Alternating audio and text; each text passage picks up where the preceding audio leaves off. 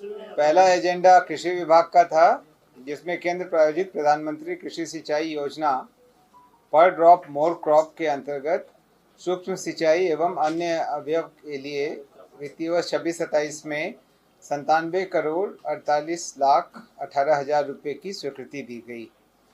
दूसरा एजेंडा कृषि विभाग का ही था, जिसमें 26-27 वित्तीय वर्ष में बिहार कृषि विश्वविद्यालय सबौर को वेतन एवं पेंशन भुगतान के लिए सहायक अनुदान हेतु राज्य योजना के अंतर्गत 158,62,14,981 रुपये की स्वीकृति दी गई।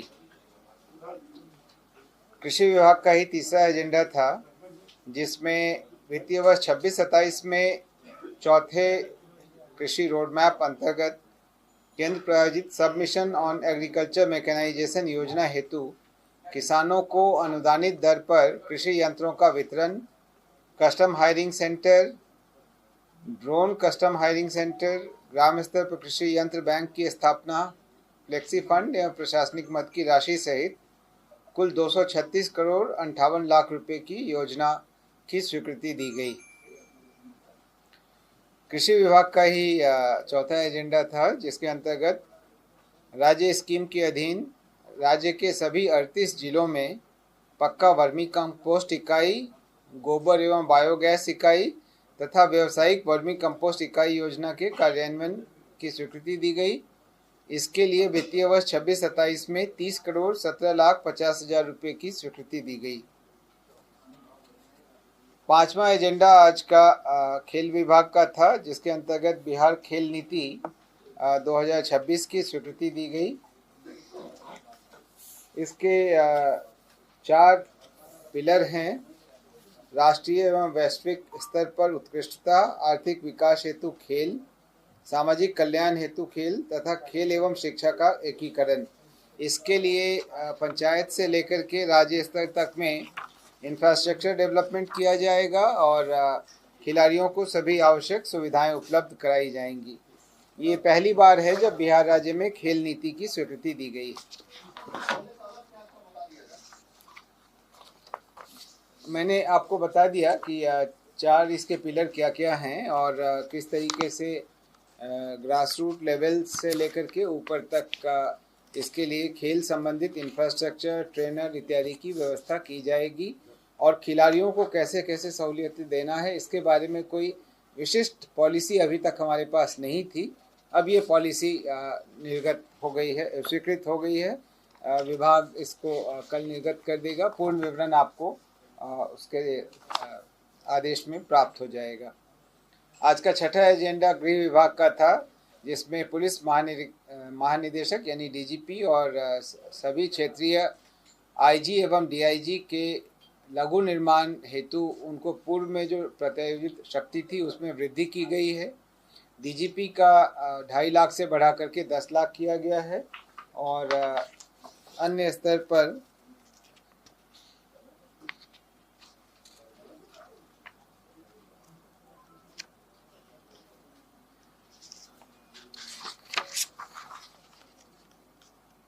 और पुलिस महानिरीक्षक स्तर पर 2.5 लाख रुपए तक स्वीकृति देने की शक्ति प्रदत्त की गई।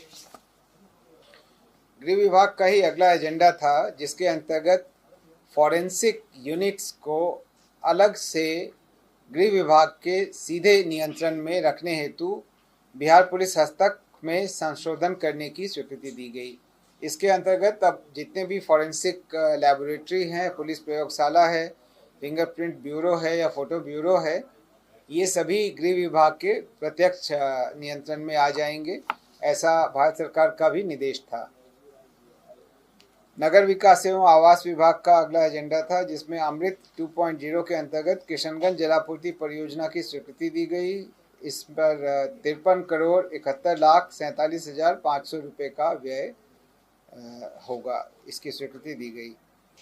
नगर विकास एवं आवास विभाग का ही अगला एजेंडा था, जिसमें अमृत 2.0 अंतर्गत लखीसराय जलापूर्ति परियोजना के लिए 150,96,82,900 रुपये की प्रशासनिक स्वीकृति दी गई।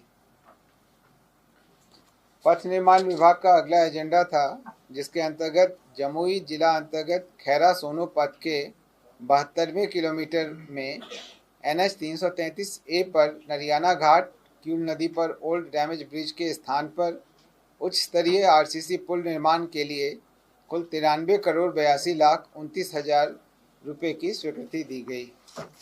पथ निर्माण विभाग का ही अगला एजेंडा था, जिसमें जमुई जिला अंतर्गत ही खैरा सोनो पथ के 80वें किलोमीटर में NH 333A पर मांगो बंदर में सुकनर नदी पर पुराने डैमेज ब्रिज के स्थान पर उच्च स्तरीय RCC पुल निर्माण कार्य हेतु कुल 55 करोड़ 96 लाख 12 हजार रुपये की स्वीकृति दी गई।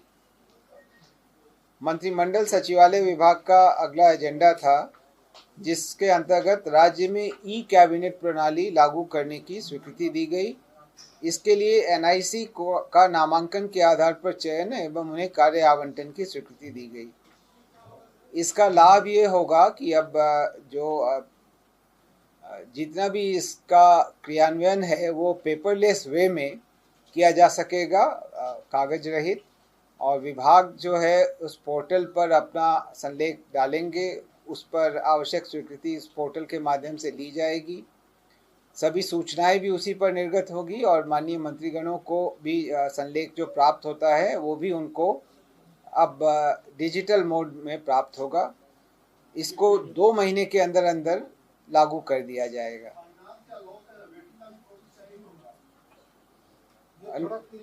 नहीं, वो सारा कुछ करने के बाद जब वो मंत्रिमंडल को भेजते हैं उस स्तर से ये चालू होगा, क्योंकि जब तक वो भेज रहे हैं, जब तक वित्त से या अन्य जगहों से स्वीकृति ले रहे हैं, सहमति ले रहे हैं, तब तक तो संलेख फाइनल हुआ नहीं। जब संलेख एक बार विभाग स्तर पर फाइनल हो जाएगा, उसके बाद इस प्रणाली के तहत कार्य किया जाएगा। मद्य निषेध उत्पाद एवं निबंधन विभाग का अगला एजेंडा था, जिसके अंतर्गत बिहार निबंधन संशोधन नियमावली 2026 की स्वीकृति दी गई। राजस्व एवं भूमि सुधार विभाग का अगला एजेंडा था, जिसके अंतर्गत पटना जिला में पाटलिपुत्र अंचल के अंतर्गत 1 एकड़ भूमि NIA यानी राष्ट्रीय अन्वेषण अभिकरण के कार्यालय भवन सह आवासीय परिसर के निर्माण हेतु 57 करोड़ 37 लाख 50 हजार रुपये के भुगतान पर गृह मंत्रालय भारत सरकार को स्थायी हस्तांतरण की स्वीकृति दी गई। लघु जल संसाधन का अगला विभाग का अगला एजेंडा था, जिसके अंतर्गत इस विभाग के हाइड्रोलॉजिस्ट, हाइड्रोजियोलॉजिस्ट एवं जियोफिजिसिस्ट संवर्ग की नियुक्ति एवं उनके विनियमन के लिए संबंधित संवर्ग नियमावली 2026 की स्वीकृति दी गई।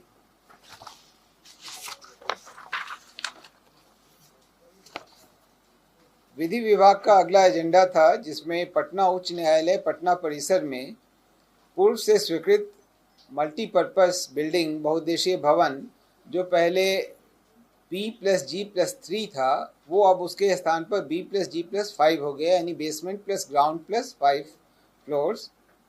तो इसके लिए पूर्व की प्राक्कलित राशि जो थी उसकी प्रशासनिक स्वीकृति को पुनरीक्षित करते हुए 57 करोड़ 33 लाख 89 हजार 200 रुपये की स्वीकृति दी गई। विज्ञान प्रौद्योगिकी और तकनीकी शिक्षा विभाग का अगला एजेंडा था, जिसमें 38 राजकीय अभियंत्रण महाविद्यालयों को मशीन, उपकरण, उपस्कर, कंप्यूटर एवं अन्य आवश्यक सामग्रियों के क्रय हेतु इस वित्तीय वर्ष में विभिन्न संस्थानों को 60 करोड़ 49 लाख 99 हजार रुपये विमुक्त करने की स्वीकृति दी गई। विज्ञान प्रौद्योगिकी और तकनीकी शिक्षा विभाग का ही अगला एजेंडा था, जिसके अंतर्गत 46 राजकीय पॉलिटेक्निक संस्थानों को मशीन, उपकरण, उपस्कर, कंप्यूटर एवं अन्य आवश्यक सामग्रियों के क्रय हेतु 60 करोड़ 49 लाख 99 हजार की स्वीकृति दी गई, जो इस वित्तीय वर्ष में संबंधित संस्थानों को विमुक्त किया जाएगा। समाज कल्याण विभाग का अगला एजेंडा था, जिसके अंतर्गत समेकित बाल विकास सेवाएं अंतर्गत आंगनवाड़ी सेविका सहायिका चयन संशोधन मार्गदर्शिका 2026 की स्वीकृति दी गई। इसमें 2022 के पूर्व जो व्यवस्था थी बाहुल्यता के आधार पर चयन के उस प्रक्रिया को लाया जा रहा है। इससे करीब 22,000 सेविका सहायिकाओं के चयन का मार्ग प्रशस्त होगा। सहकारिता विभाग का अगला एजेंडा था, जिसके अंतर्गत बिहार राज्य सब्जी प्रसंस्करण एवं विपणन योजना अंतर्गत वेजफेड के त्रिस्तरीय सहकारी श्रृंखला के सुदृढ़ीकरण एवं विस्तार के उद्देश्य से पंचायत स्तरीय संग्रहण केंद्रों की स्थापना, प्रखंड स्तरीय आधारभूत संरचना का निर्माण, संघों एवं समितियों को कार्यशील पूंजी की उपलब्धता और रेफ्रिजरेटेड वाहन हेतु कुल 106 करोड़ 39,24,750 रुपये के योजना की स्वीकृति दी गई। इस पर वित्तीय वर्ष 26-27 में 45 करोड़ 50,80,880 रुपये के व्यय की स्वीकृति दी गई। सहकारिता विभाग का अगला एजेंडा था, जिसके अंतर्गत बिहार राज्य सहकारिता नीति 2026 की स्वीकृति दी गई। इसका डिटेल्स थोड़ा सा इसका विजन है सशक्त सहकारिता समृद्ध बिहार। इसका मिशन है परंपरागत सहकारी संरचना को सुदृढ़ करते हुए सहकारी समितियों को आधुनिक, उत्तरदायी एवं प्रतिस्पर्धी आर्थिक इकाइयों में रूपांतरित करना, नए एवं गैर परंपरागत क्षेत्रों में सहकारिता का विस्तार करना, आधुनिक प्रौद्योगिकी और पेशेवर प्रबंधन के माध्यम से उन्हें भविष्य की चुनौतियों एवं अवसरों के लिए सक्षम बनाना, साथ ही युवाओं एवं महिलाओं की सक्रिय भागीदारी सुनिश्चित करना। ये इस नीति का विवरण आप जब विभाग इनको अधिसूचित करेगा तब आप और विवरण इसका देख सकते हैं। सहकारिता विभाग का अगला एजेंडा था, जिसके अंतर्गत रैयाम दरभंगा एवं सकरी मधुबनी में बंद पड़ी चीनी मिल की भूमि पर नई सहकारी चीनी मिल तथा गन्ना बाई प्रोडक्ट्स आधारित अन्य इकाइयों की स्थापना एवं परिचालन इंडियन पोटास लिमिटेड नई दिल्ली द्वारा करने तथा बैंक मूल्यांकन प्रतिवेदन के आधार पर स्वीकृत परियोजना लागत का 40% वित्तीय सहायता प्रदान करने की स्वीकृति दी गई। तो अब इन दोनों चीनी मिलों के खुलने का रास्ता साफ हो गया है। सामान्य प्रशासन विभाग का अगला एजेंडा था, जिसके अंतर्गत बिहार के 19 न्याय मंडल में अनुसूचित जाति एवं अनुसूचित जनजाति अत्याचार निवारण अधिनियम के अंतर्गत लंबित वादों के त्वरित निष्पादन हेतु एक्सक्लूसिव स्पेशल कोर्ट के लिए जिला एवं अपर सत्र न्यायाधीश के 19 पदों के सृजन की स्वीकृति दी गई।